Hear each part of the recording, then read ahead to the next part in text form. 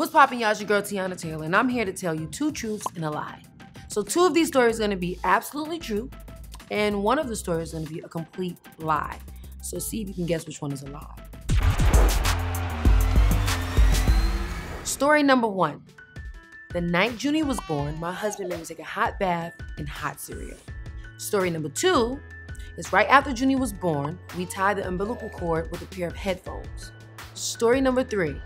The 911 operator was so helpful, we asked him to officiate our wedding, and he did, over the phone. So which one is a lie? Story number 1, me taking a bath and the most important meal of the day. Story number 2, we tied off the umbilical cord with a pair of headphones.